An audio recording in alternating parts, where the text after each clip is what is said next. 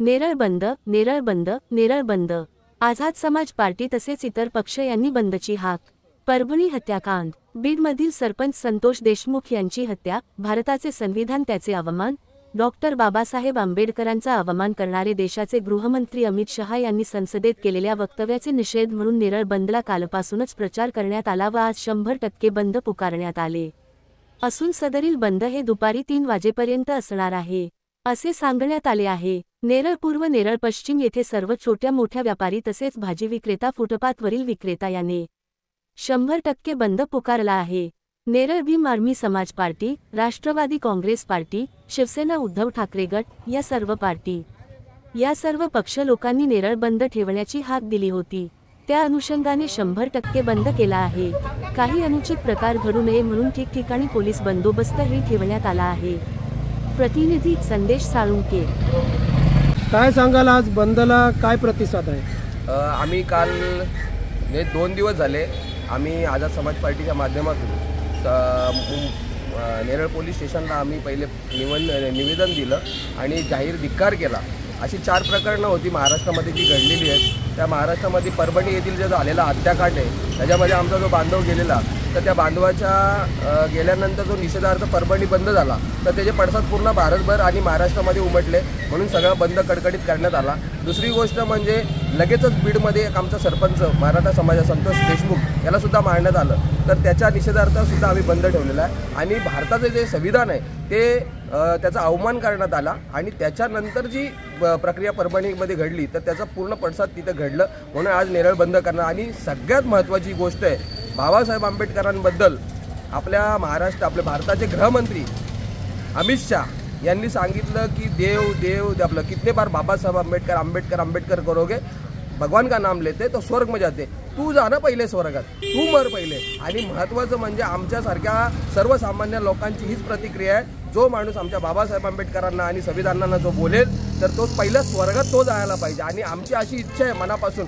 आंबेडकर परिवाराला आंबेडकर आम्ही सकाळ दुपार आणि संध्याकाळ जेव्हा पाहिजे ते आंबेडकरांना घेऊ, कारण की ती आमची ऊर्जा आहे। म्हणून आम्ही या अमित शहाचा जाहीर धिक्कार करतो, या भाजपाच्या संघ प्रवृत्तीचा RSSचा आम्ही जाहीर धिक्कार करतो आणि या अमित शहाला बडतर्फ करून गृह खात्याकडून काढलंच पाहिजे, ही आमची मागणी आहे।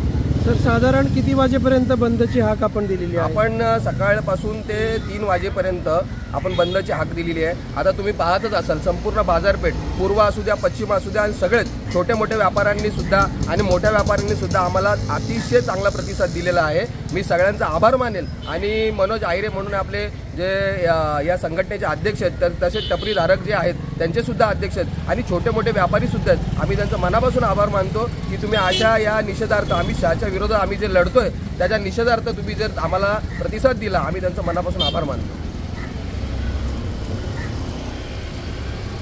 आणि आझाद समाज पार्टी यानंतर सुद्धा म्हणजे भाई चंद्रशेखर आझाद संसदेत आवाज तर उठवतात, संसदेत तर विरोध करतात सर्वसामान्य जनता। जसा मी आझाद समाज पार्टीने हा बंदचे हाक दिली तर त्याच्यामध्ये आम्हाला काँग्रेसचे पदाधिकारी संजय गवळे असतील, शेतकरी कामगार पक्षाचे राजू भाऊ हजारे असतील, त्याच्यानंतर भगवानदादा संजय असतील राष्ट्रवादीचे, त्याच्यानंतर शेतकरी शिवसेनेचे प्रथमेश मोरे असतील, यांनी आम्हाला जाहीर पाठिंबा दिला। बंडू क्षीरसागर असतील यांनी सुद्धा जाहीर पाठिंबा दिला। मी त्यांचे सुद्धा मनापासून आभार मानतो आणि सर्वसामान्य जनतेने आम्हाला पाठिंबा देऊन हे बंद पूर्ण कडकडीत बंद पाडला, त्यांचा मी मनापासून आभार माना आणि अमित शहाचा आम्ही जाहीर धिक्कार करतो। एक घोषणा द्यायची का? डॉक्टर बाबासाहेब आंबेडकरांचा जय असो। जिंदाबाद जिंदाबाद संविधान जिंदाबाद, जिंदाबाद जिंदाबाद संविधान जिंदाबाद, जिंदाबाद जिंदाबाद संविधान जिंदाबाद। सर्वांना जय भीम।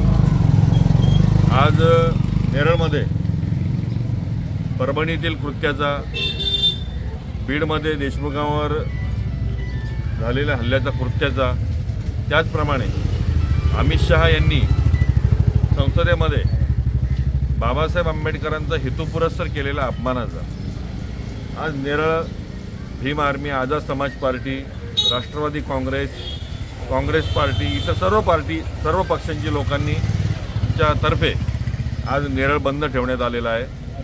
आणि या बंदला मुळात सर्व व्यापाऱ्यांनी, फळभाजी विक्रेत्यांनी, जनरल स्टोअरवाल्यांनी आणि सर्व लोकांनी अक्षरशः 100% प्रतिसाद दिला।